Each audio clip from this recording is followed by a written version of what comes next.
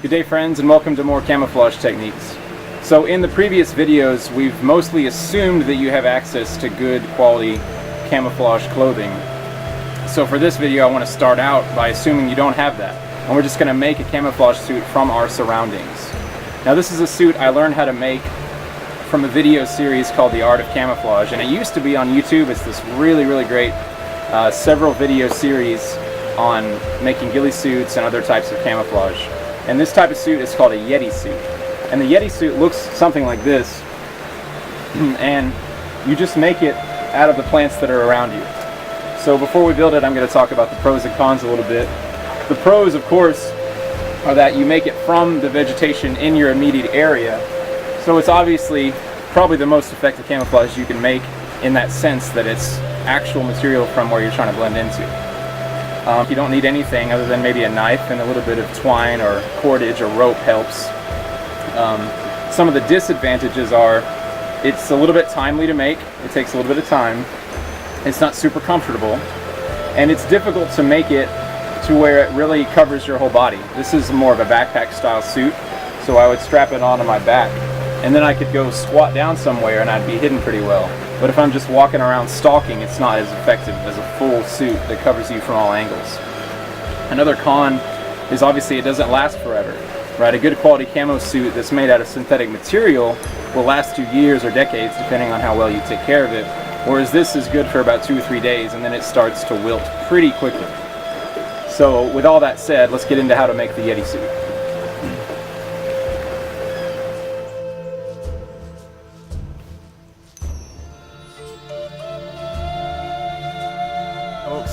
If you're creative, you can build the Yeti suit with basically nothing, or at least basically with only what's around you. So to do it, you're just going to take a bunch of vegetation, preferably with leaves on it, like this, and be sure to take vegetation from the area that you're trying to blend into, because if you don't take local plants, you're not going to blend in as well, right? You can make it really without any kind of string, but if you have some kind of string or twine or cordage or rope, it's going to be a little easier. I'm going to use paracord. You could use a shoelace, for example, or going from the opposite direction, you could just use paracord for your shoelaces to begin with, and then you always have some paracord on you if you have your shoes. So making a Yeti suit is kind of like basket weaving in a way. So you're going to start out with a pretty long piece that can bend without breaking. That's important. You don't want it to snap. So you're going to make a circle and then somehow lash those two pieces together in a cross formation like that. At least that's how I'm going to do it. So I'm going to take one of my pieces of paracord and start a little lashing job.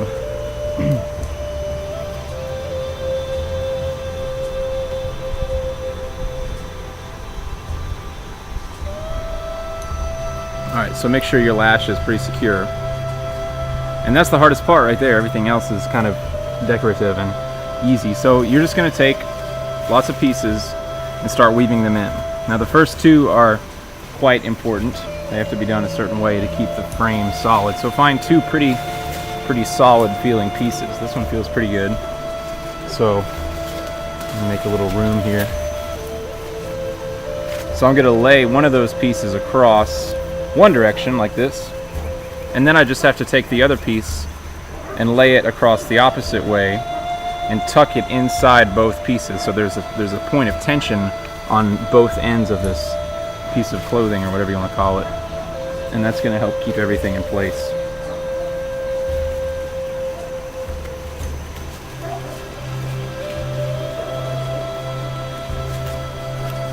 Now remember, this is just one way to build this suit, right? You can get creative and do this with basically anything. You can make a full suit, whereas this is just kind of a backpack style suit, or you could design a Yeti suit to go on some tools you have, like a rifle or a backpack.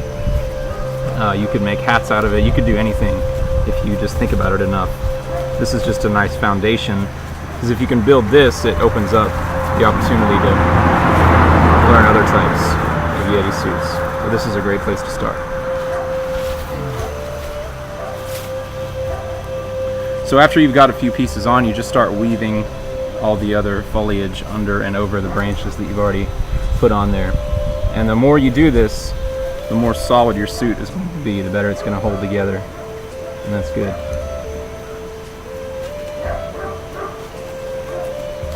If you're going to be staying in one very specific area, sometimes it's best to only use one type of plant if that type of plant is the only plant in that particular area. But I'm going to make mine just a little more flexible, and I'm going to put a little bit more variety in my suit. So if you think you're almost done, you can hold it up to the sunlight, and if you see a lot of sun coming through certain areas, you know those areas need more foliage. It's very easy to underestimate the amount of foliage you need, so I recommend getting a little more than you might think you need unless you've done this before.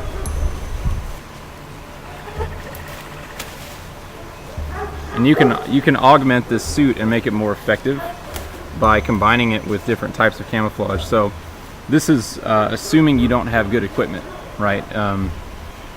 If you had great camouflage equipment, you may not need to start with something like this. You might be able to start with a pre-made ghillie suit and then add natural vegetation, right? But assuming we have nothing, we're in a really crappy situation, but we need camouflage, this is where you can start. You can start with just natural vegetation. But if you're still in that crappy situation and you need to blend in better, you can use mud or charcoal or other natural materials to make camouflage paint, and that'll help you blend in even better, because this suit, as nice as it is, it's not quite as effective as some other types of camouflage, so it's best if you cover many bases.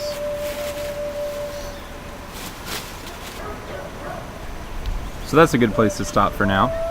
So here's a basic Yeti suit, and now I'll show you how to put it on.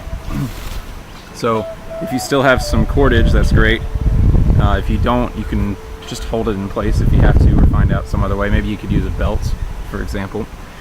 But I have another piece of paracord, so I'm going to tie a nice sturdy knot, maybe in the top right corner, just for example.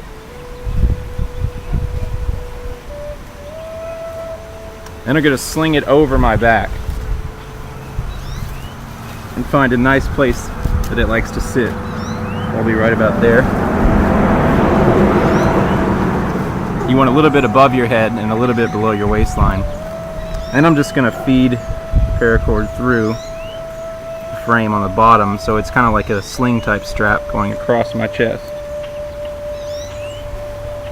And the more foliage you have, the harder it is to figure out which is the right piece. And we're going to get it kind of snug, because you don't want it moving around a lot. Then I'm just going to tie another nice knot, just a couple of half hitches perhaps.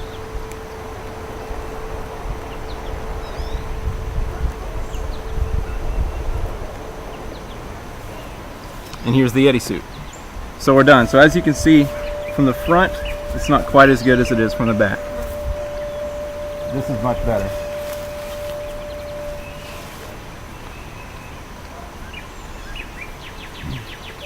So let's go test it out. Let's check it out.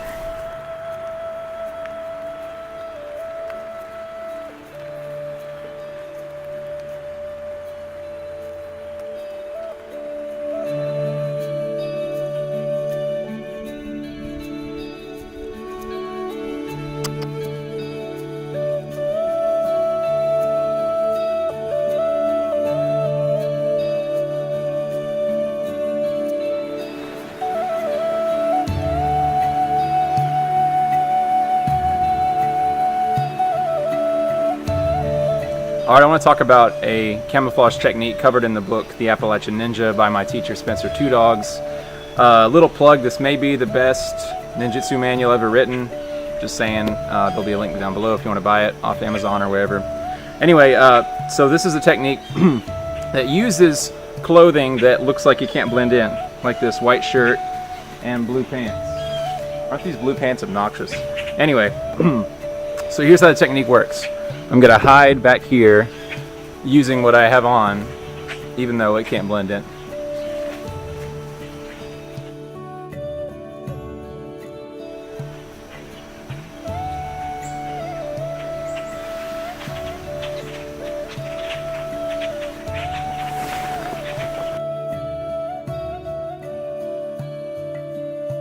even though it can't blend in.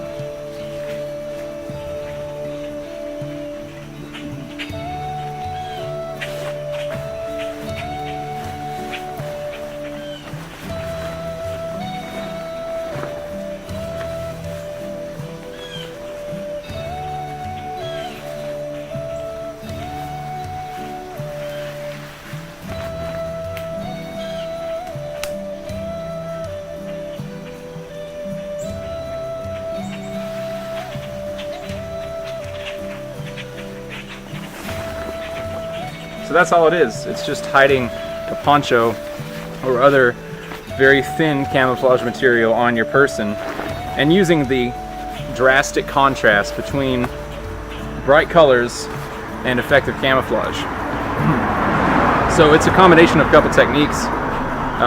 There's some psychology involved of people expecting you to be wearing this bright blue and white outfit when in reality you're hiding camouflage on you.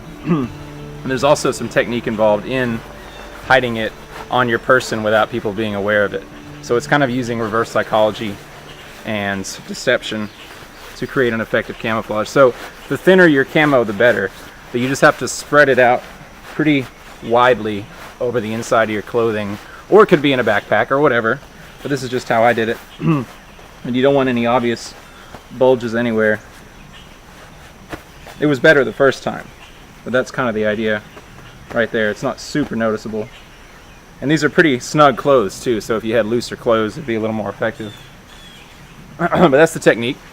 So you start out by wearing obviously bright clothing and you let people see you in that. So maybe you're, for example, in an exercise, maybe you're playing airsoft and you're like, alright, let's go. And you're ready and you're in this really gross bright outfit and everyone's like, who's this loser, right? But then you have some camouflage under, ready to go, and you go up to hide, put your camo on, and everyone's looking for you wearing this bright fluorescent outfit and you're behind them in camo, right? So that's how this technique works.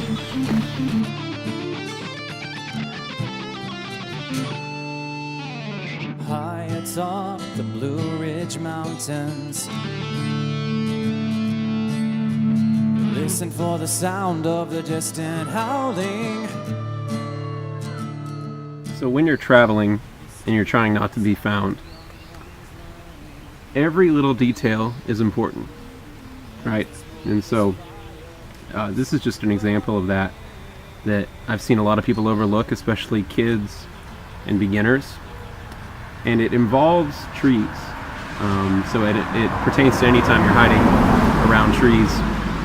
And often a way that it manifests itself is if a kid is traveling into a ditch like this or just down a steep hill and they start to lose their balance, and just the fact that they're losing their balance is often an indicator that they're a beginner. But they panic when they lose their balance and they grab a tree or a branch or a bush. And what that does is, if it's a small tree like this, is the whole tree shakes as their weight pulls the tree. And then if the tree is, say, 10 or 20 or 30 feet tall or however tall, it moves a lot more from the very top of the tree than it moves from the bottom. So if this is the tree and they grab right here, they may just move a few inches, but from the top it's moving 5 or 6 inches. So what I'm getting at is, be really cautious about leaning on or pulling on trees, especially small trees, when you're traveling in the woods. So in this ditch, for example, as I'm exiting this ditch, if I'm trying to remain undetected, I don't want to take this tree, for instance, and pull on it to give myself some leverage to pull out of here. Because see, not only does it rain leaves, but about level with the top of this tree is the ground up there. So people are going to notice this tree, and if you're stalking animals, or if you're trying to remain undetected by people who are really in tune with the forest, the last thing you want to do is lean on a bunch of trees, because you can be a quarter mile away if you have really good visibility and you can see one tree move and then the next tree move and then the next tree move and then the next tree move, and you can know someone's there, right? Trees don't just move on their own, and it could be that if the wind is blowing you can get away with this, but if the wind isn't blowing and all the trees are moving, then you're better off not making a lot of contact with trees, at least small trees. A big tree, this big around, no problem. You know, you can lean on that all day long. But it comes down to awareness. It comes down to being aware of your footprints, literal footprints, and your footprints upon the environment. One of the best definitions of stealth, in my opinion, is harmony with your surroundings, right? Because we don't want to appear out of place. We want to harmonize with our surroundings. So, and in my opinion, the only way to develop this really keen sense of awareness and harmony is practice. It's just being up in the woods with the mindset, with the goal in mind to harmonize with your surroundings and not appear out of place in any way, whether it's your scent or the sounds you make or what you look like or your impact upon your surroundings, any of those things and more. Even your energy, you know, it's getting a little hokey at this point, but you know, sake jutsu in the Bujinkan and ninjutsu, I totally believe it's a real thing. I felt it, you know, and animals can feel it too. There have been a lot of times when I've been trying to sneak up on an animal, and rather than just kind of emptying my mind and thinking about something else or just relaxing, if I focus really intently on that animal and I have this intention in my mind, even if I don't move a muscle, I've been just sitting there watching an animal, and out of nowhere it's just looked at me, right? So I am totally, I think if you don't believe in the intent to kill and the perceptibility of that intention in the mind, you probably just haven't experienced it, you know, because it's not even, for me, it's not even a matter of believing. It's just, it's obvious, you know. And so I think that the cure for any skepticism toward that is just some experience in it. And so just get out there and try really hard, you know, find an area where you can do this safely and legally, and just get as close as you can as a wild animal without it detecting you. And it's just a really good way to develop sensitivity and awareness and harmony with your surroundings. Anyway, that's a rant, but the main point of this section was just to talk about trees and how you shouldn't lean on trees too much if you don't want to shake them around. But I think it's all important. So, peace.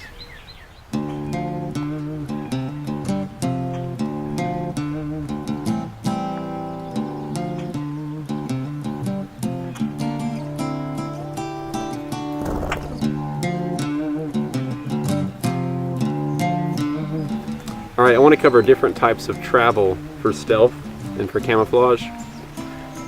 There are different schools and different types of thought for this area of stealth. My area draws on historical ninjutsu and on modern military and on schools of thought that involve tracking animals and just personal experience and personal preference. So take what you will. You don't have to use all of it, of course. Just I hope you find something useful. So my area covers 5 main levels of walking, and within each level there are different types of walking and traveling. We start from completely flat, and that would be the sniper crawl, which a lot of you are probably familiar with. And then we'd move up to still on all fours and still pretty flat, but just not completely flat. That would be level 2. Level 3 is any kind of walk from a squat, and that could be what I refer to as monkey walking from the Bujinkan. It could refer to knee walking, or it could refer to hands and knees, but about this height, right? So we'll look at those different techniques. And then next is walking from a squat, which just means knees very bent, like that. That will be level 4.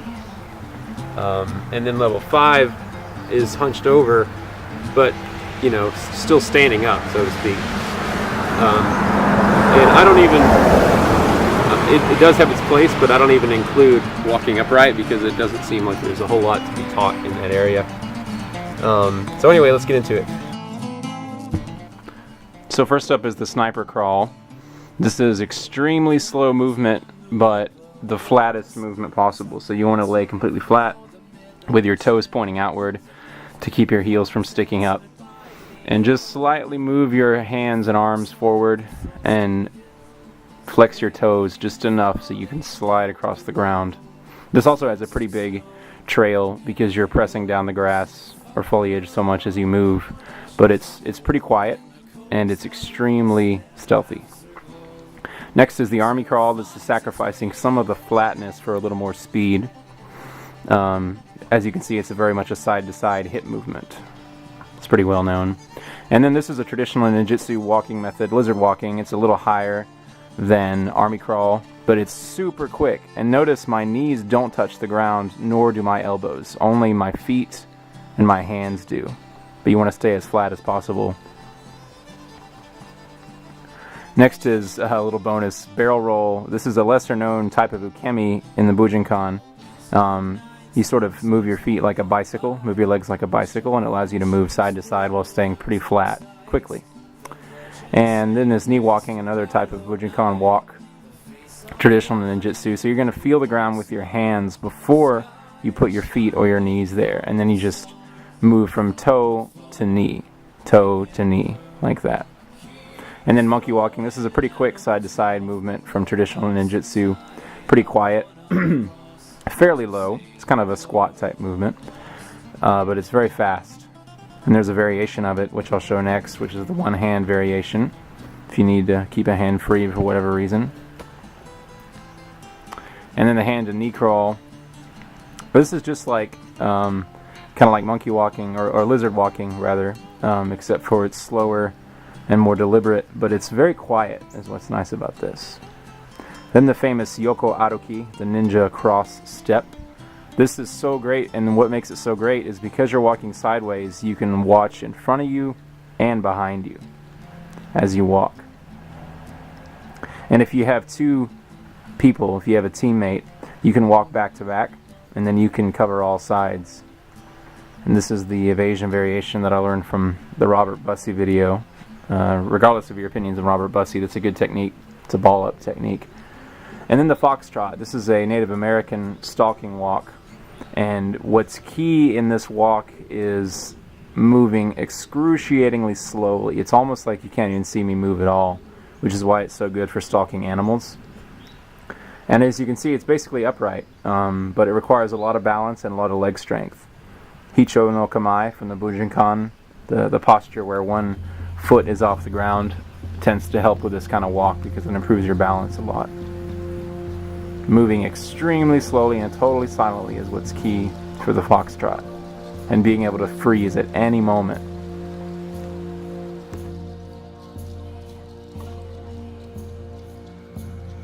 I want to talk for a minute about the old, it's kind of a famous technique at this point, technique of throwing an object over a sentry's head to distract them or to make them think someone's there.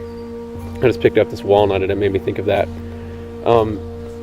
You know, a lot of people, a lot of aspiring ninjutsu students, they try to use that technique, but they don't really think about it. They just think of it as this, this foolproof way to always distract somebody. And it's just not that simple, you know? So if I hear somebody throw a walnut and it makes this noise, it goes. That doesn't really sound like a person, you know? It sounds like somebody throwing a walnut. And so I'm more inclined, if I hear that, to think, my initial knee-jerk reaction is some new kid's throwing walnuts thinking I'm going to think it's a person. So if I hear it over there, I'm going to look over here first. I'm going to look all around for some kid who's probably peeking out from behind a tree like, oh, I wonder if I've got my window of opportunity now. You know, so it's kind of an art, throwing something and making it sound like it's a person. You know, because people don't just go thud and stop. That's not what people do, you know. So a better sound, and I don't know how you do this, but a better sound would be this. Something breaking, a stick breaking from weight, you know, from the weight of a person, because people often do that. If they're careless, they'll step on a twig and it'll break. So what you could do is you could have a teammate purposely break a stick from the opposite direction that you're coming from. That's one option. Or you could just practice throwing objects in a way, or learning to identify certain objects that sound like a person. You know, this beer can that I found here, somebody littered it from the road. This might actually work. You know, it could, because it could sound like someone had just dropped their beer can. So if a little liquid is in it, it's even better, because the mind thinks, okay, someone was drinking that and they knocked it off the table or something. So if you throw that and it just sounds like it fell, it doesn't go cling, cling, cling, cling and roll 10 feet. So you'd have to throw it with a high trajectory so that it mostly just hits the ground and doesn't move too far. So something like this. And you also have to throw it silently. You don't want to make noise in your hand as it leaves your hand. So you have to practice throwing it quietly and then getting it to land in a way that sounds like someone just maybe knocked it off. Not too bad, right? So if someone heard that, they might be a little more likely to look in that direction, which might give you a window of opportunity. But remember, originally this technique, the way I was taught it, is only to be used if you know the psychological makeup of the person you're trying to distract. So a careless or stupid guard might fall for this, but for the reasons we just talked about, just not anyone's going to fall for it. So you have to be clever about it. It's not this magical technique that works every time, no matter how sloppy you use it. When I used a kid, when I was teaching some kids the other day, I had my giant notebook full of Bujinkan taijutsu manuals, and that book is precious to me, you know, because my teachers gave it to me years ago, and I've been piecing it together for almost a decade now. And so we were playing a game where they tried to sneak up on me, and I was blindfolded and had a shinai, and they had to get close enough to blow in my ear without me hitting them. And I just so happened to have that notebook, and the notebook was laying around, and so I made the mistake of mentioning this technique of throwing an object. And so this kid, I heard everything he did. He ran over super loudly to this notebook, picked it up, and like hurled it across the field. All my precious notes were scattered everywhere and were getting torn up. I was so mad. But it didn't even sound like a kid, you know what I mean? So that's my point, is that it's not something that's magical. You know, you have to be smart and reasonable about it if you want it to work. It just sounded like some kid throwing a notebook. It didn't sound like a kid, right? So just think about it before you use it. A lot of people, at least when I was growing up reading all these cool ninja manuals, I would kind of idolize them. I would think the techniques were perfect or were so good that I could use them without much practice, but that's just not the case. So I would just advise you to train and to practice the techniques and think about them like you would any other technique.